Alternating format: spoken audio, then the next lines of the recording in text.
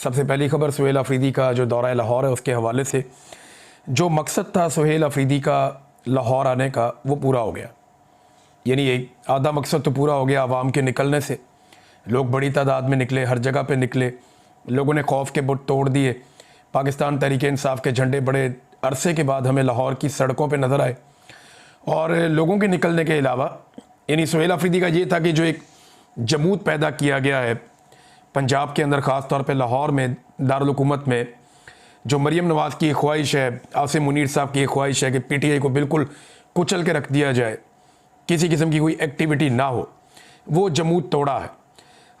ऐसा अगर कुछ गंडापुर साहब कर पाते तो बहुत बेहतर होता, लेकिन गंडापुर साहब लाहौर नहीं आए, बल्कि जब आए तो एक फार्म हाउस पे आए और वहाँ से वापस चले गए।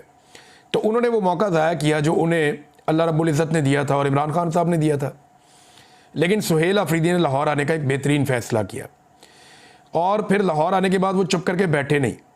उन्होंने एक एक दिन में एक दर्जन से ज़्यादा जगहों के विज़िट किए, लोगों के घरों में गए, कारकुनों को मोटिवेट किया, सड़कों पे, गलियों में, हर जगह पे वो कारकुनों को मिले। वो जिस इलाके में जाते रहे वहाँ पे इलाका बंद होता रहा। पुलिस को जैसे ही इतला मिलती, पुलिस की दौड़ें लग जाती, फौरी तौर पे पुलिस आगे बढ़ती, ये इलाका बंद करो, वो इलाका बंद करो, कारकुनों का रास्ता रोको, लोगों को गिरफ्तार करो। बहुत सारे लोगों पे मुकदमा दर्ज हुए, बहुत सारे लोग गिरफ्तार हो गए, बहुत सारे लोगों के घरों पे छापे पड़े।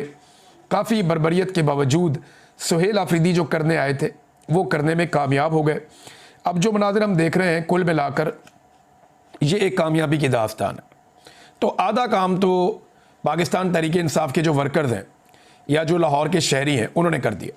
वो निकले, बड़ी तादाद में निकले और निकलने के बाद उन्होंने अपने होने का सबूत दिया। उन्होंने बताया कि आज भी इमरान खान साहब लाहौर की सबसे मकबूल सियासी शख्सियत है, वो जिसे भी नामज़द करेंगे वो बड़े आराम से यहाँ पे कौमी असम्बली हो, सूबाई असम्बली हो या कोई भी इलेक्शन हो वो जीत जाएगा फॉर्म 45 के मुताबिक। अब फॉर्म 47 जो है वो एक नया तरीका वारदात निकाला हुआ है एस्टेब्लिशमेंट ने और इलेक्शन कमीशन ने मिलकर, ये चोरों डाकुओं के साथ, तो वो फिर फॉर्म 47 जारी कर देते हैं। लेकिन जब भी कभी फॉर्म 45 के मुताबिक यानी रियल इलेक्शन होगा पाकिस्तान में तो वो पाकिस्तान तहरीक इंसाफ ही जीतेगी, ये दिखाई दे रहा।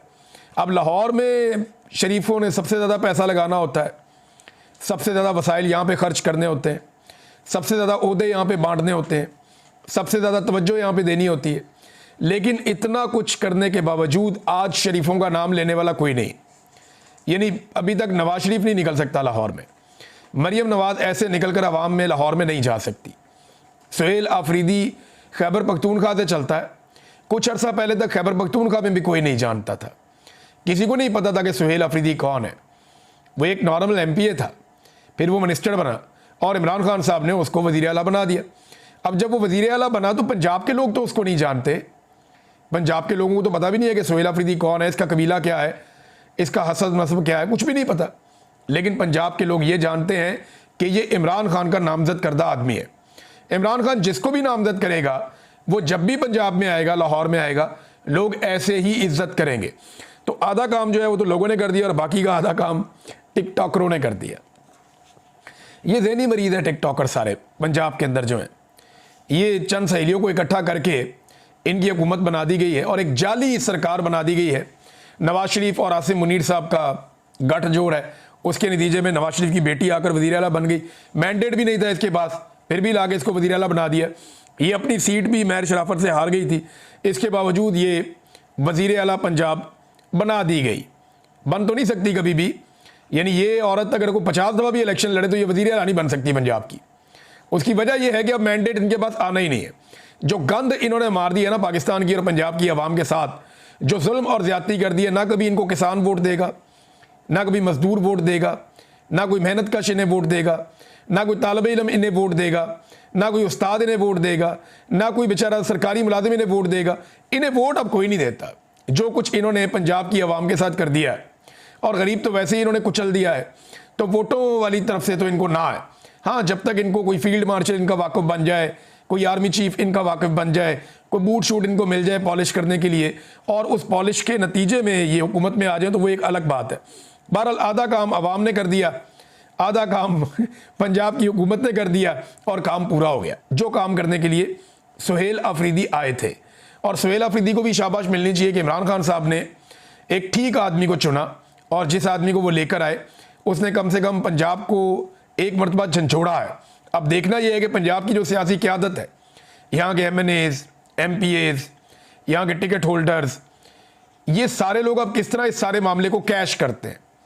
ये जो एक थोड़ी सी तहरीक पैदा हुई है, इस तहरीक को बड़ी तहरीक में कन्वर्ट कैसे करते हैं, ये आने वाले दिनों में पता चलेगा।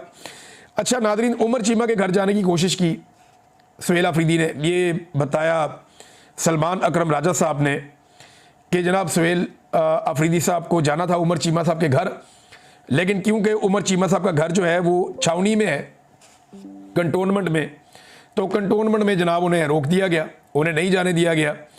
तो अब वो कह रहे हैं जी हम आज दोबारा जाने की कोशिश करेंगे। लेकिन कल उन्होंने जाना चाहा तो छावनी के अंदर घर है कंटोनमेंट में, तो कंटोनमेंट को पाकिस्तान से बाहर तो नहीं है ना।